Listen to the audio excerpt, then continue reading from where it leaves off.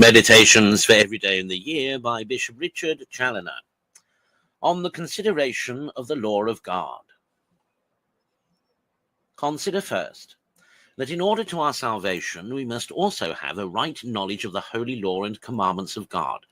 We must know all the precepts and maxims of the gospel of Jesus Christ, and we must know them in such a manner as to be practically convinced of the beauty of this divine law, of the equity of these commandments, of the excellence of these heavenly precepts, of the truth of these gospel maxims, that so we may heartily embrace them, love them, and keep them. Now this infers a necessity of a serious and frequent meditation on God's holy law, without which we shall not even know, as we ought, the duties and obligations of the Christian life. Much less shall we have a due esteem and love for these divine statutes and ordinances which our great King has made to be for us the way to true life. Oh, blessed is the man whose will is in the law of the Lord, and who shall meditate on it day and night. And he shall be like a tree which is planted near the running waters, which shall bring forth its fruit in due season, and his leaf shall not fall off, and all whatsoever he shall do shall prosper. Psalm 1. O happy meditation, which is the source of so much good. Unhappy they who seldom think of this divine law, and therefore neither love it nor keep it. Consider, secondly, that even under the Old Testament, God requires of his people that they should continually meditate on his divine commandments. Deuteronomy 6, verse 6.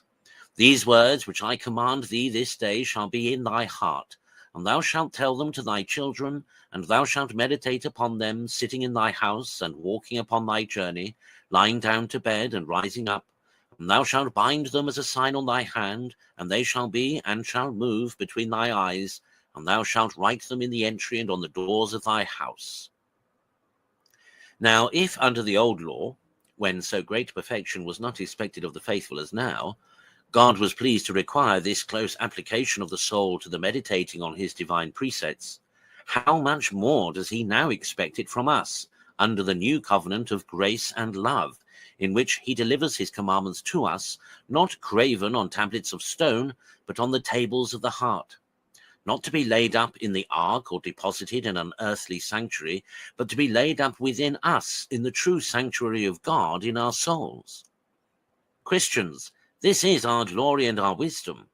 This is our happiness above all other people, to have the divine law written in our hearts, to keep it there by love and affection, and to read it there by attention and meditation, lest otherwise we lose so great a treasure. Consider thirdly, what were the sentiments of the royal prophet with regard to the law and commandments of God, and the duty of meditating continually upon them. He has abundantly declared them in the 118th Psalm, where there is scarce one verse in which the beauty and excellence of the divine law, the love and observance of it, the great happiness of keeping it, and the many advantages of meditating upon it are not strictly inculcated. For which reason the Church, in her canonical hours of prayer, appoints this psalm for the daily devotion of her children, in order to inspire into them the like sentiments with relation to the holy law and commandments of God, and to oblige them daily to meditate upon these divine ordinances. Christians, can anything else be of so great importance to you as to study well the true way to a happy eternity? Can any other science deserve your attention in comparison with this? Is not your all here at stake? And what other way is there to secure to your souls a happy eternity but the knowing and keeping the law and commandments of God? 'Tis this then calls for your study and attention by daily considerations and meditations.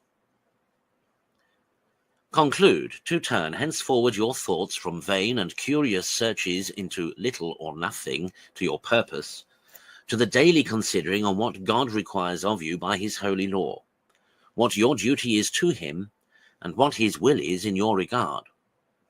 The studying this is our great business. Oh, how little will all other sciences avail, if this be neglected.